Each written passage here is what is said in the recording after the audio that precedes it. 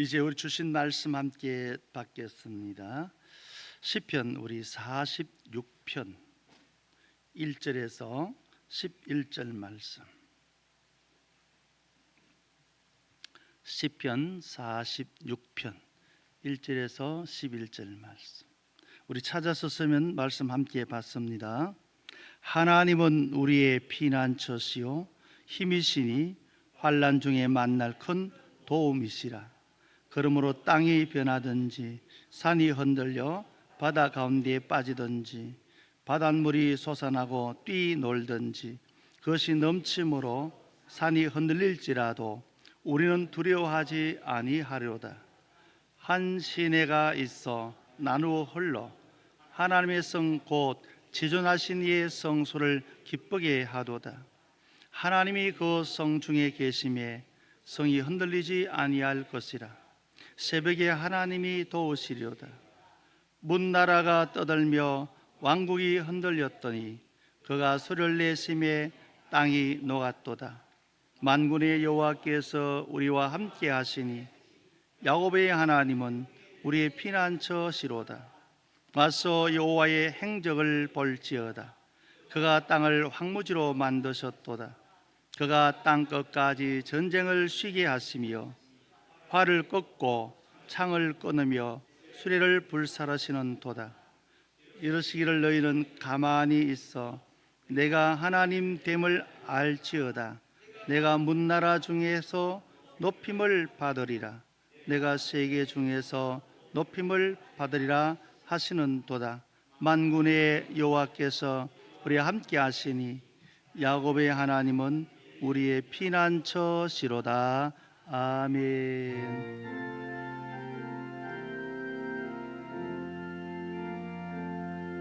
오 사랑의 예수님, 내 마음을 본렵니다.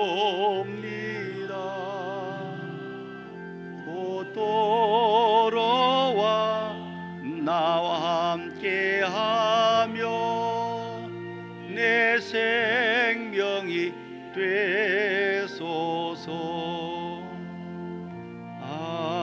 아멘.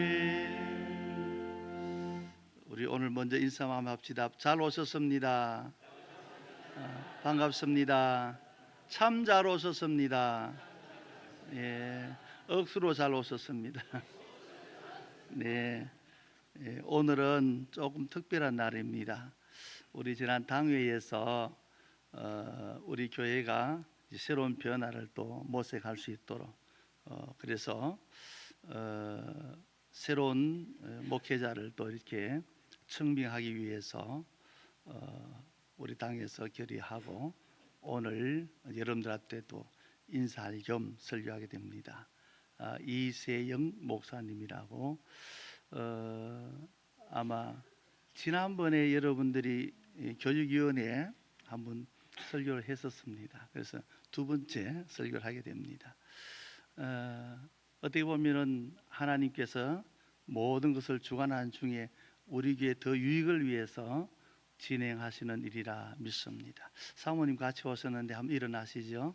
가운데 계시는 예, 박수 한번 드립시다. 오셨다고. 예, 네, 앉으시기 바랍니다. 이제 나오셔서 우리 너희는 가만히 있어란 제목으로 우리 이세영 목사님 말씀 주실 때 우리 큰 은혜가 되기를 바랍니다.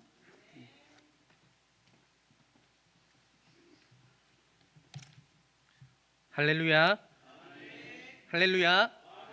우리 먼저 축복의 인사를 나눠보겠습니다. 옆에 분들과 하나님이 우리의 소망이십니다. 한번 인사해 보겠습니다. 아멘. 한 주간 우리가 방금 드렸던 이 고백이 체험되는 은혜가 있길 간절히 소망합니다.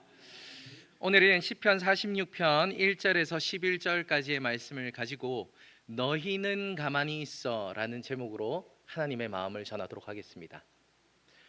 몇 주 전이었습니다. 이 대구에 정말 많은 비가 내린 날이 있었죠. 정말 문자 그대로 하늘에 구멍이라도 난 것처럼 억수같이 그렇게 비가 쏟아진 날이 있었습니다. 그날 밤 저는요 평소처럼 아내와 함께 이제 잠자리에 누웠는데 멀리서부터 뭔가 소리가 들려오기 시작했어요. 무슨 소린가 하니까 위용 하는 구급차의 소리였습니다.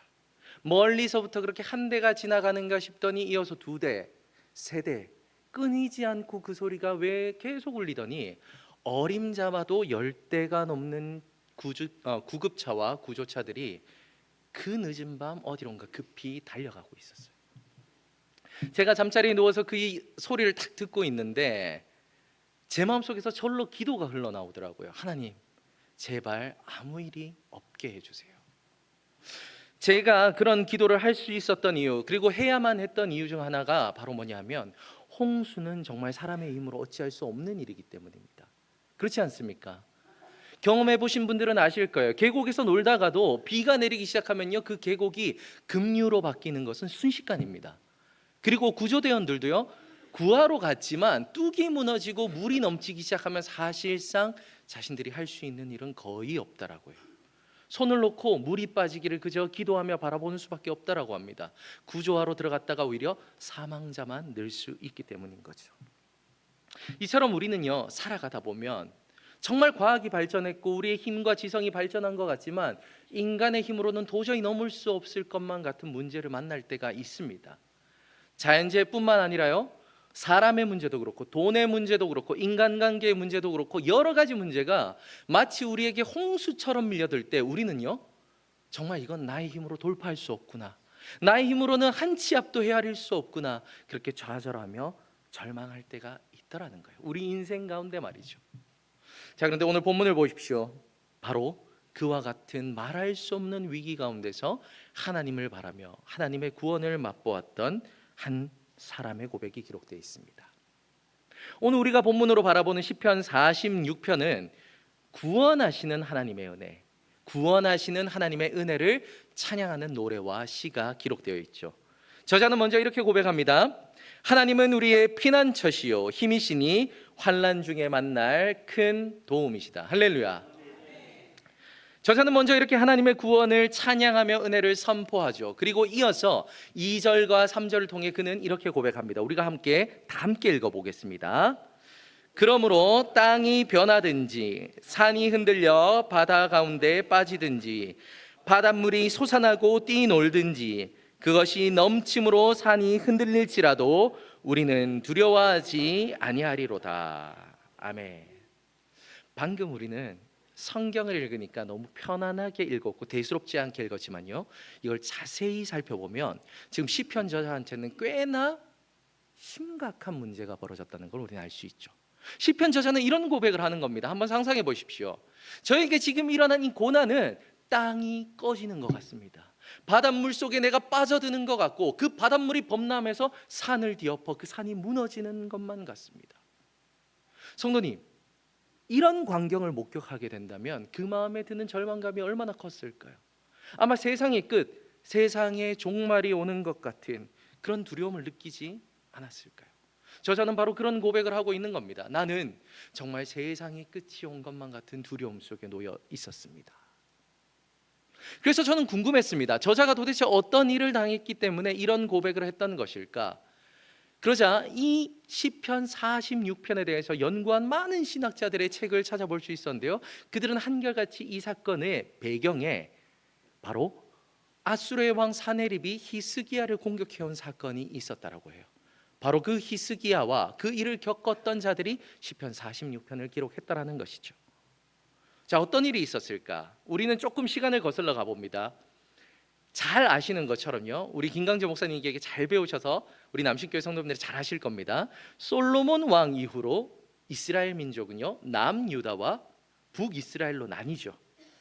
한민족, 우리나라처럼요 한민족 두 국가가 됩니다. 그렇게 200년의 시간 동안 그들은요 분열의 아픔을 경험합니다. 그러다가 BC 722년에 북이스라엘이 먼저 아수르 제국에 의해 멸망을 당하게 됩니다. 자, 근데 이때 이 모습을 바라보고 있던 남유다 사람들이 너무 큰 충격에 빠지는 거예요. 왜 그랬을까요? 그 이유는 아수르가 그저 이 북이스라엘을 무너뜨리고 간 게 아니었기 때문입니다. 그들은 그 나라를 멸망시킨 다음에 사마리아인들과 피를 섞어버리는 혼혈 정책을 폈다는 거예요. 당시 이스라엘 민족은요 자신들만을 선민으로 여기며 자신들만이 인간이라 생각하고 이방인을 사람 취급하지 않았기 때문에 이건 그들에게 너무나 큰 충격적인 사건이었습니다. 하나님은 우리를 버리셨구나. 어떻게 이런 일이 벌어질 수 있는가? 자, 이런 충격에 빠져 있는 가운데요, 이 아수르는 거기서 멈추지 않고 어떻게 되냐면요, 남유다로 진격해 오는 거예요. 자신의 군대를 재정비한 후에 몇 년 후에 이제 남유다로 진격해 들어오는 겁니다. 남유다는 북이스라엘이 어떤 꼴을 당하는지를 봤으니 거세게 저항을 했겠죠. 하지만 그 저항은 무의미했습니다. 왜냐하면 아수르의 힘이 너무나 강력했기 때문에요. 순식간에 46개의 성읍을 다 빼앗겨 버리고요, 이제 히스기야가 있었던 그 예루살렘 성읍을 아수르 군대가 둘러싸고 있는 거예요. 바로 이 상황, 바람 앞에 촛불과 같은 이 풍전등화의 상황 속에서 고백된 것이 오늘 시편 46편 2절과 3절의 말씀인 겁니다. 그들은 정말 그 아수르 군대가 쳐들어오는 그 형상 속에서 이 세상이 멸망하는 것 같은, 종말하는 것 같은 그런 두려움을 느꼈던 것 같습니다. 성도님, 만일 우리에게 이런 일이 벌어지면요, 우리는 어떤 선택을 할 것 같습니까? 정말 우리의 힘으로는 도저히 막아설 수 없는 고난, 우리가 도저히 넘어설 수 없는 재앙이 우리에게 막 밀려닥치면 우리는 어떤 선택을 하게 될까요? 대부분의 사람들은요, 그때 자신의 힘과 자신의 지혜를 의지합니다. 다시 말해, 내가 어떻게 해서든 이 문제를 해결해 보려고 하는 거죠. 물론 이것은 나쁜 것은 아닙니다. 그렇지 않습니까? 우리는요, 하나님이 주신 힘과 하나님이 주신 지혜를 사용해야 합니다. 할렐루야. 그런데 문제는 무엇입니까? 그러나 이 힘과 지혜를 하나님이라는 우선순위를 잊어버린 채 사용하면 그건 문제가 되더라는 거예요. 아주 심각한 문제가 되더라는 거죠. 성경은 계속해서 그걸 증언하고 있습니다. 인류 최초의 실패가 무엇이죠? 아담과 하와의 선악과의 실패였어요. 그 실패를 기점으로 성경에 기록된 수많은 실패의 역사를 살펴보면 모두가 하나같이 한 가지의 문제를 지적하고 있으니 그것은 나의 힘과 나의 지혜를 하나님보다 먼저 사용했다라는 겁니다. 그걸 성경은 계속해서 증언하고 있는 거예요. 그리고 안타깝게도 히스기야도 그런 선택을 합니다. 오늘 본문의 배경이 되는 열왕기하 18장을 잘 보면 그 모습이 나타나 있는데요, 히스기야는 이런 모습을 보입니다. 자신에게 쳐들어온 아수르 제국에게 뛰쳐나가서 그는 이렇게 말하죠. 아이고, 우리가 정말 잘못했습니다. 한 번만 용서해 주시면 제가 원하시는 것 다 들어드리겠습니다. 한 번만 용서해 주십시오. 히스기야의 지혜로는 그게 최선이라고 생각했던 것 같습니다. 그러자 아수르는 뭘 요구하냐 하면요, 은 300달란트와 금 30달란트를 요구를 하죠. 자, 이렇게 하니까 잘 모르시겠죠. 오늘날로 말하면은 은 거의 10톤, 그리고 금이 한 1톤 정도 되는 겁니다. 돈으로 따지면 거의 한 4천억 정도가 되는 어마어마한 돈이죠. 이래도 전혀 놀라시지 않는 거 보니까 남신교회 성도님들의 이 수준이 대단하신 것 같습니다. 저는 이거 보면서 와, 이거 어떻게 감당을 하지 싶었거든요. 히스기야도 사실 감당하기가 어려웠던 듯합니다. 하지만 그는 그때부터 자신의 능력을 쓰기 시작하는 거예요. 지혜로는 안 되니까 이제 능력을 쓰기 시작합니다. 온 나라에 있는 은을 다 모으고요, 그것도 안 돼서 건드려서는 안 되는 성전 곳간에 있는 은도 다 꺼냅니다.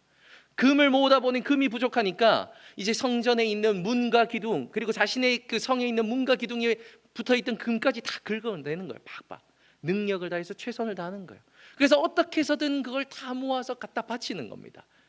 당신이 원하는 거 다 해드리겠습니다. 원하는 거 은과 금 여기 있습니다. 자, 그러면 이제 문제가 해결되었을까요? 그의 지혜로 최선을 다해 용서를 구했고 그의 능력으로 최선을 다해 은과 금을 내주었습니다. 아수르는 물러갔을까요? 성경을 보면 그렇지 않다라고 돼 있죠. 사네립 그 왕은요, 오히려 그걸 받아들자 의기양양해서 남유다 말을 잘하는 랍사게 장군을 앞세워서 이렇게 외치게 합니다. 잘 들어보십시오. 이스라엘아, 봐라, 니들이 믿는 히스기야는 고작 이런 사람이다. 너희들은 히스기야를 믿으면 안 된다.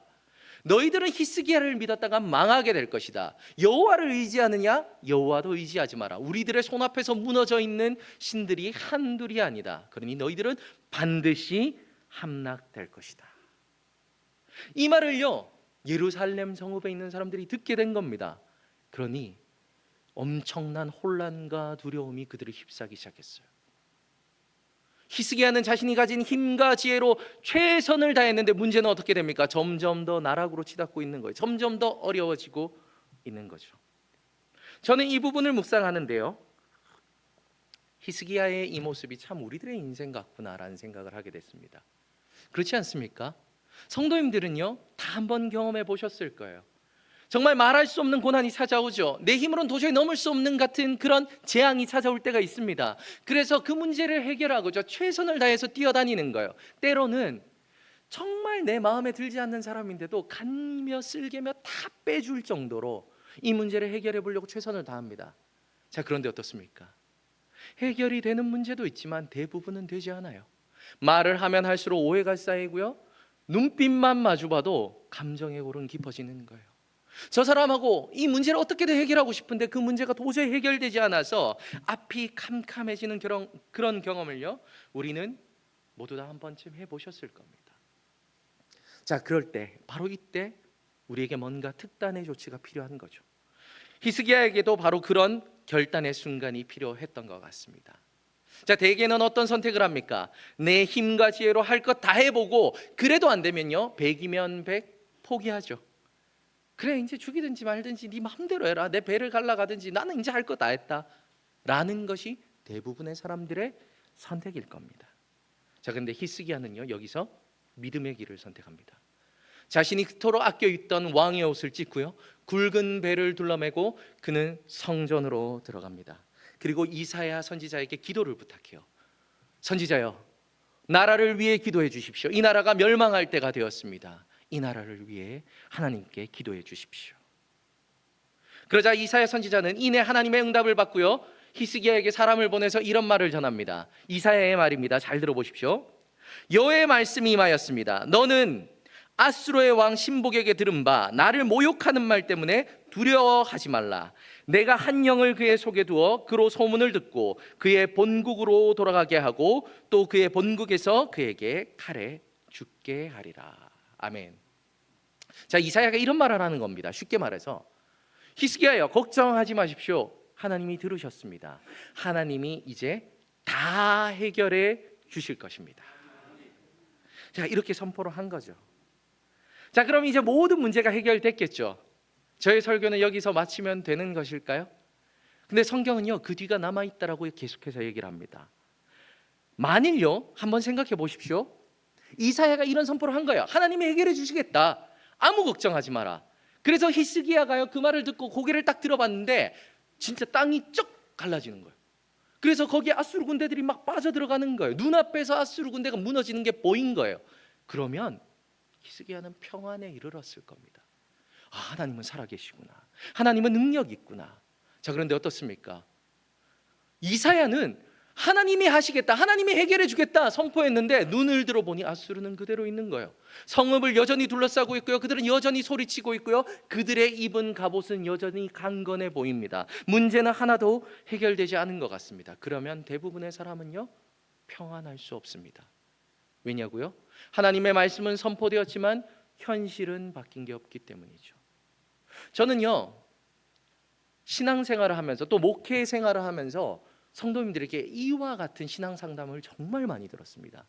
정말 어린 아이부터 해서요, 장년부에 이르기까지 한 명도 빠지지 않고 이 고백을 하는데, 그게 바로 뭐냐면 이런 고백이죠.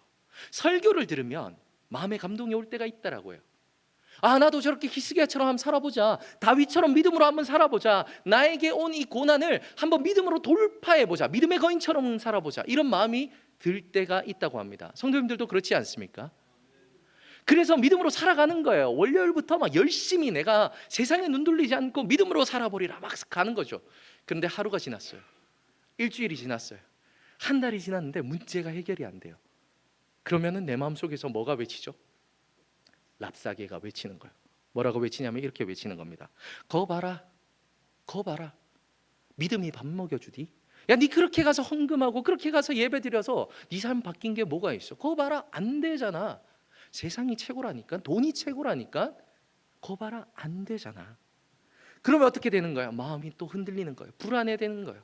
말씀을 듣고 선포되는 그 말씀을 결단할 때는 용기 100배 했는데 현실이 변하지 않으니까 또 불안해서 이리 뛰고 저리 뛰고 나의 힘과 지혜를 사용하다가 쓰러져서 슬피 울면서 다가오는 그런 사람들을 저는 정말 많이 봤습니다.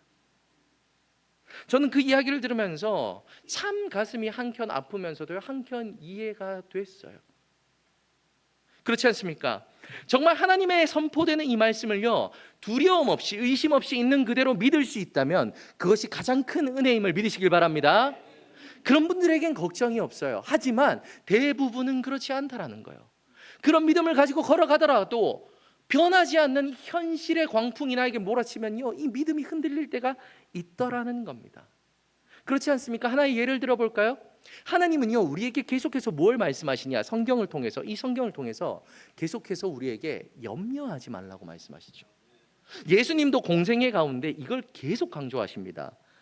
너희들이 염려하느라고 키를 한 자나 더 하겠느냐? 들에 핀 백합화를 봐라. 하늘을 나는 새를 봐라. 너희들이 왜 염려를 하느냐? 그러니까 너희들은 무엇을 먹을지, 뭘 마실지, 뭘 입을지 아무 염려하지 말아라.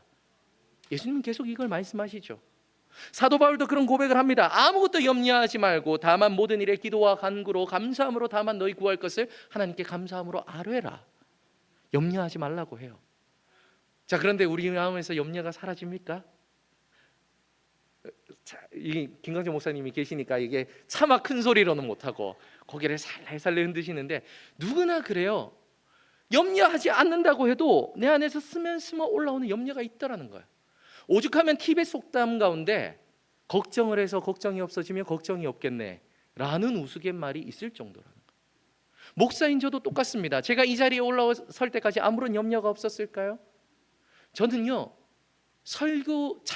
꿈에서도 설교하는 꿈을 꿉니다. 이 자리가 너무 무겁고 염려가 되기 때문이죠. 사람이라면 누구나 그렇다는 겁니다.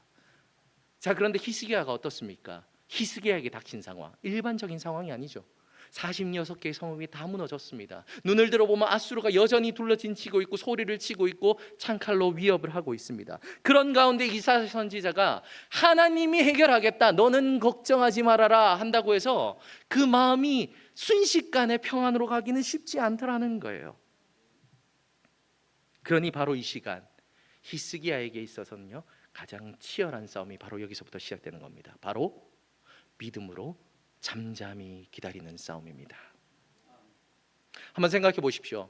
어떤 문제를 해결할 때 가장 쉬운 방법은요, 어찌 보면 나의 힘을 쓰는 겁니다. 내 목소리를 크게 하고요, 나의 지를 사용해서 어떤 돌파구를 찾는 거예요. 이거는 어찌 보면 쉬운 방법입니다. 근데 정말 어려운 게 무엇입니까? 그 폭풍과도 같은 시간, 그 태풍처럼 몰아치는 고난 가운데 잠잠히 있는 거예요. 잠잠히 있는 거예요.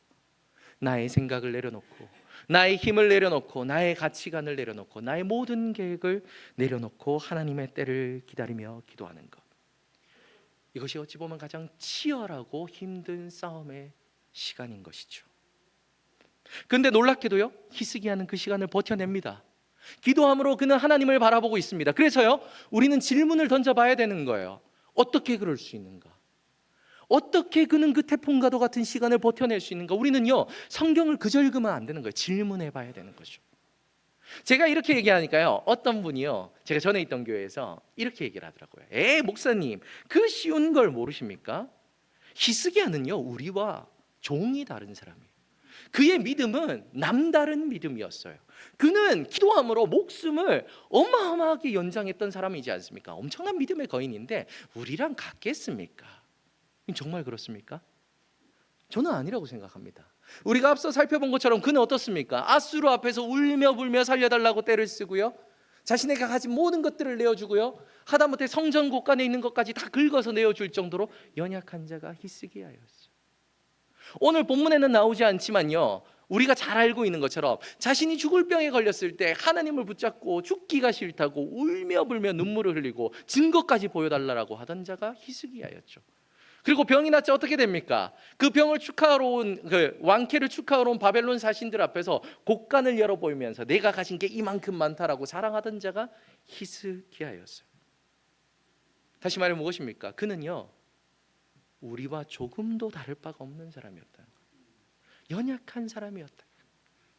그런데 그가 어떻게 그 태풍과도 같은 시간 속에서 오직 잠잠히 하나님을 바랄 수 있었던가? 저는 그 궁금증으로 성경을 읽고 또 읽다 보니까 그 해답을 발견할 수 있었습니다. 열왕기하 18장에 기록되어 있는 그의 기도, 19장에 기록되어 있는 그의 기도를요, 계속해서 읽어가다 보면요, 반복적으로 등장하는 용어가 있으니 그것이 바로 뭐냐 하면 바로 살아계신 하나님입니다. 할렐루야, 살아계신 하나님. 다시 말해 히스기야에게는요, 하나님은 살아계시다라는 선명한 믿음이 있었다라는 거예요. 그렇게 그는요, 그 고난 가운데 하나님을 바라며 버텨낼 수 있었다라는 겁니다. 저는 지금 여기서 보니까 몇몇 분의 성도님들의 표정이 읽힙니다. 에이, 목사님, 그게 답입니까? 그렇게 뻔한 게 답입니까? 여기 우리 앉아 있는 이 시간이 무슨 시간인지 아십니까? 주일 오전 예배입니다. 저희들이 그리스도인입니다. 우리 가운데 하나님이 살아계시다는 걸 믿지 않는 사람이 있습니까? 너무 뻔한 거 아닙니까? 이런 생각이 드실 수 있습니다. 근데 우리 이 시간 잠잠히 정말 나의 마음속에 조용히 한번 질문해 봅시다. 우리는 정말 살아계신 하나님을 믿고 있습니까? 제가 예전에 한 통계를 보고요, 정말 제 눈을 의심할 정도로 깜짝 놀랐던 적이 있습니다. 그 통계는요, 그리스도인 믿는 자 가운데서 정말 하나님을 믿는다라고 말하는 숫자가요, 절반, 아니 3분의 1이 채 되지 않는다라는 거예요. 그러면 대부분 어떤 사람입니까?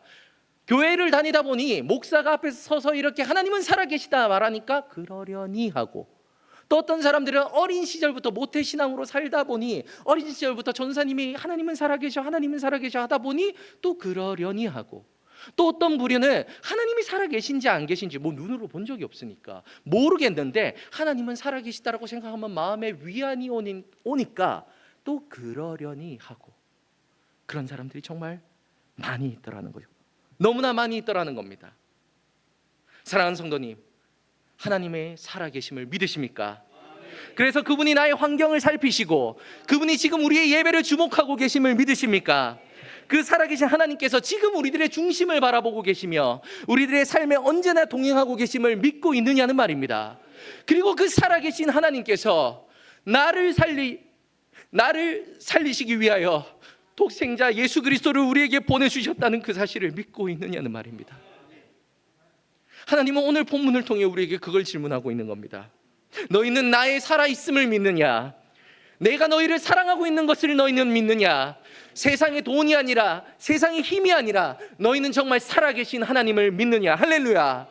너희가 나를 믿는다면 너희는 가만히 있어 내가 하나님이 됨을 알지어다. 할렐루야. 이것이 오늘 우리를 향한 하나님의 마음임을 믿으시길 바랍니다. 그렇습니다. 하나님은 세상의 창조자이시며 오늘도 살아 역사하시는, 우리를 사랑하시는 우리의 아버지이십니다. 이것을 믿는다면요, 우리의 인생에는 그 어떤 고난도 없음을 믿으시길 바랍니다. 시편 저자가 고백했던 것처럼 땅이 무너지고요, 산이 무너지고요, 바다가 범람하는 그런 재앙 속에서도 창조주 나의 하나님은 살아계신다. 할렐루야. 이것을 믿는다면 그는 구원을 보게 될 것입니다. 그렇게 우리는요, 이 한 가지를 놓고 기도해야 되는 거예요. 많은 기도 제목이 있을 줄 믿습니다. 하나님, 나의 돈의 문제를 해결해 주십시오. 사업의 문제를 해결해 주십시오. 직장의 문제, 가정의 문제, 자녀의 문제를 해결해 주십시오. 여러 가지 질문과 기도 제목이 있겠지만 우리는 가장 먼저 이것을 기도해야 됩니다. 하나님, 나에게 하나님의 살아계심을 선명하게 믿을 수 있는 믿음을 주옵소서. 그 하나님이 나를 사랑하는 그 사랑을 선명히 믿을 수 있는 그 믿음을 주시옵소서. 우리는 이걸 놓고 기도해야 될 줄 믿습니다. 물론요, 그 시간은 그리 녹록진 않을 겁니다. 우리가 하나님의 살아계심을 놓고 믿게 해달라고 그 믿음을 놓고 간구할 때마다 현실이라는 태풍은요, 우리를 계속해서 흔들 거예요. 고난이라는 그 폭풍은 우리를 계속해서 넘어뜨리려 할 겁니다. 의심은 계속해서 우리들의 마음속에 싹 트고요, 걱정과 염려와 불안은 계속해서 우리들의 마음속에서 싹 튀어 올라올 겁니다. 바로 그때 우리는 이 말씀을 기억해야 될 줄 믿습니다. 10절의 말씀 우리가 함께 읽겠습니다. 이르시기를 너희는 가만히 있어 내가 하나님 됨을 알지어다. 내가 문나라 중에서 높임을 받으리라. 내가 세계 중에서 높임을 받으리라 하시도다. 아멘. 할렐루야. 여기서 우리가 분명히 알아야 될 것이 있습니다.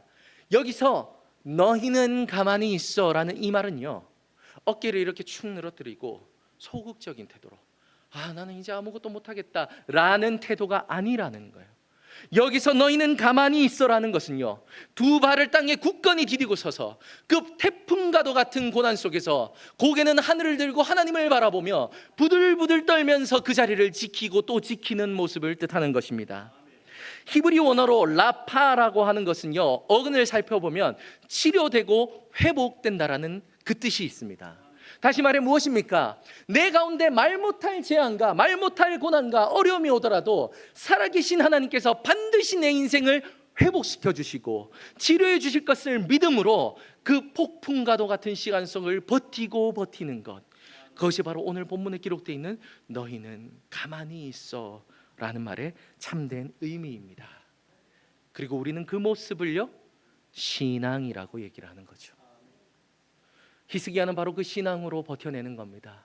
주변에서 아마 난리가 났을 거예요. 신하들이 찾아와서 난리가 났을지도 모릅니다. 왕이여, 좀 어떻게 해보라고. 지금 이렇게 기도만 하고 있을 때냐고. 많이 들어보시지 않습니까? 기도만 한다고 답이 나오냐고. 지금 우리가 용맹하게 나와서 싸움이라도 해야 되지 않겠냐고. 아니면 항복해서 목숨이라도 살려달라고 해야 되지 않겠냐고. 왕이여, 좀 뭐라도 해보라고.